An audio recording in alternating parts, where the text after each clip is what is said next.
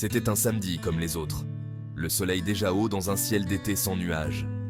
L'air, lourd de la promesse de la chaleur, portait le parfum de l'herbe fraîchement coupée et les rires d'enfants jouant au loin. Je marchais sans but précis, l'esprit ailleurs. La ville, d'habitude source d'une fascination sans fin, me semblait lointaine et insignifiante. Mes pas étaient mécaniques, chacun d'eux témoignant du poids que je portais en moi. Les derniers mois avaient été difficiles, un déluge incessant de déceptions et de revers. Mes rêves, autrefois si vibrants, me semblaient fanés et fragiles, comme de vieilles photographies laissées trop longtemps au soleil. La solitude, une compagne constante, s'accrochait à moi comme un linceul. Les amis à qui je me suis confié, bien que compatissants, ne pouvaient pas percer le mur de désespoir que j'avais érigé autour de moi. Leurs paroles d'encouragement, bien que sincères, semblaient tomber dans des oreilles sourdes. J'étais pris au piège d'une prison que j'avais moi-même créée, les barreaux forgés par la peur et le doute. Les rires des enfants me heurtèrent les nerfs, un rappel douloureux de la joie à laquelle je n'avais plus accès. J'aspirais à la consolation, à un instant de répit face au flot incessant de pensées négatives. C'est alors, au plus bas de mon désespoir, que je suis tombé sur le parc. Le bruit de la ville sembla s'estomper lorsque je franchis les grilles, remplacé par le doux bruissement des feuilles et le chant mélodieux des oiseaux. Pour la première fois depuis des semaines, j'ai senti une lueur d'espoir. Le parc était une tapisserie de vie vibrante, un témoignage de la puissance immuable de la nature. Des enfants poursuivaient des pigeons sur la vaste étendue d'un vert émeraude, leur rire porté par la douce brise. Des couples âgés se promenaient, main dans la main, leurs visages marqués par la sagesse des années vécues et aimées. J'errais sans but, attiré par l'ombre d'un chêne imposant. Ses branches, lourdes du poids du temps, se tendaient comme des bras accueillants, offrant un moment de répit face au rythme effréné du monde.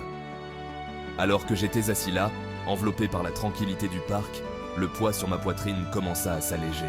L'odeur du pain fraîchement sorti du four flottait dans l'air, l'attirant plus profondément dans le parc. Elle le conduisit à un marché animé, un kaléidoscope de couleurs et de sons. Une pancarte peinte à la main au-dessus de l'étal proclamait simplement « Histoire pour l'âme ». Intrigué, il s'approcha, attiré par la promesse de trésors cachés.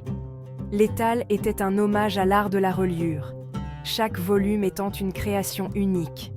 Des journaux reliés de cuir dont les pages étaient remplies de la promesse d'histoires inédites, côtoyaient des albums photos et des carnets de croquis magnifiquement travaillés. Bonjour. Bienvenue. Je vous en prie, entrez, faites comme chez vous. Qu'est-ce qui vous amène dans mon petit coin de paradis ? Je ne sais pas vraiment. Je me sens un peu perdu ces derniers temps. Ah oui, perdu. C'est un sentiment que nous connaissons tous, n'est-ce pas ? Mais parfois, se perdre est le seul moyen de se retrouver vraiment. Ces mots, prononcés avec une telle conviction, ont résonné au plus profond de moi. Nous avons passé l'heure suivante perdus dans la conversation, ces paroles me lavant comme un baume apaisant. Elles parlaient du pouvoir des histoires, de leur capacité à nous transporter vers d'autres mondes, à nous apprendre des choses sur nous-mêmes et à nous rappeler que nous ne sommes pas seuls. Chaque vie est une histoire, expliqua-t-elle, d'une voix douce mais pleine de conviction. Et chaque histoire, aussi simple ou complexe soit-elle, a le pouvoir d'inspirer, de guérir et de transformer.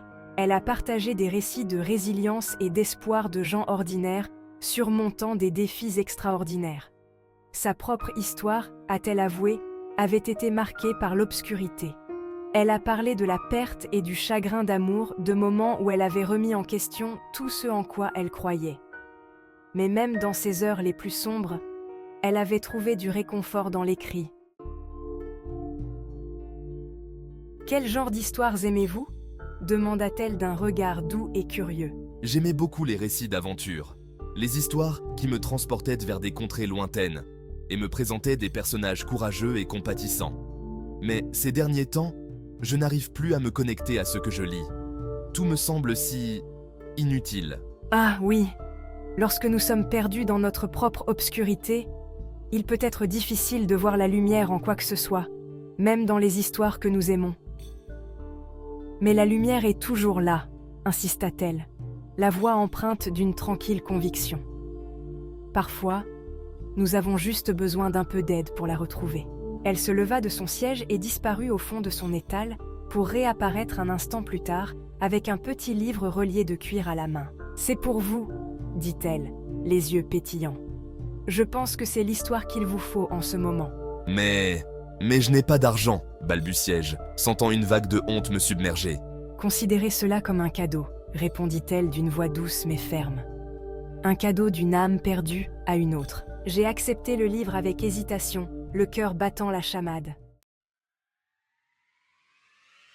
Je l'ai remerciée chaleureusement, le cœur rempli de gratitude. Alors que je me retournais pour partir, elle m'a interpellé, la voix pleine de chaleur et d'encouragement. N'oubliez pas que parfois, les rencontres les plus improbables peuvent nous mener exactement là où nous devons être. Ouvrez votre cœur aux possibilités et ne sous-estimez jamais le pouvoir d'une bonne histoire. Ces paroles m'ont accompagné longtemps après que j'ai quitté le parc, résonnant dans mon esprit comme un phare d'espoir.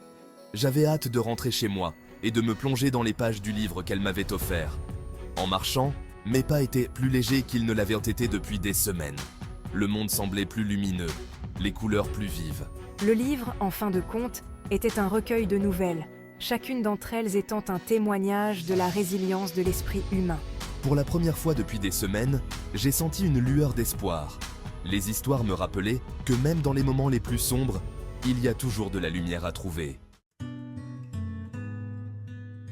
La femme du parc, avec sa sagesse tranquille et son cadeau d'un livre, m'avait donné bien plus qu'une simple collection d'histoires.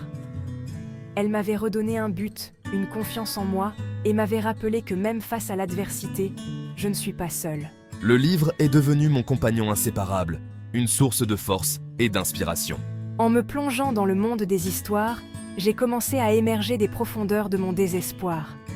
Le monde qui m'entourait, autrefois si sombre et peu inspirant, a commencé à scintiller de possibilités. J'ai repris contact avec de vieux amis, désireux de partager les histoires qui m'avaient touché. J'ai recommencé à écrire, à coucher sur le papier mes propres expériences, mes propres espoirs et mes propres peurs. J'ai même eu le courage d'envoyer mon travail à quelques revues littéraires. À ma grande surprise et à ma grande joie, l'une d'entre elles a accepté une nouvelle que j'avais écrite, inspirée par ma rencontre avec la femme du parc. La publication de mon histoire a marqué un tournant dans ma vie. Elle m'a donné la confiance nécessaire pour croire à nouveau en moi, pour poursuivre mes rêves avec une vigueur nouvelle. Plus j'écrivais, plus je réalisais que ma rencontre avec la femme du parc avait été bien plus qu'une rencontre fortuite. Elle avait été un catalyseur, une étincelle qui avait allumé un feu en moi. Je n'ai jamais revu la femme du parc, mais je pense souvent à elle. Je me demande si elle connaît l'impact profond qu'elle a eu sur ma vie.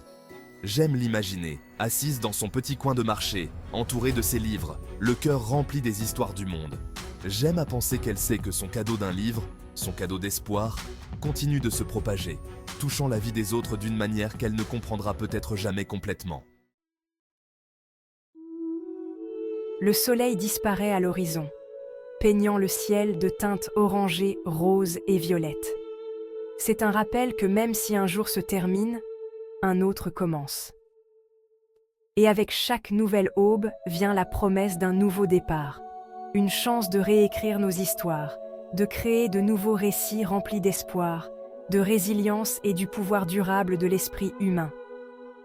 La femme du parc a peut-être disparu de ma vie aussi vite qu'elle y est entrée, mais son héritage se perpétue dans les histoires que je raconte, dans les vies que je touche, et dans la conviction inébranlable que même dans les moments les plus sombres, la lumière de l'espoir ne s'éteint jamais vraiment.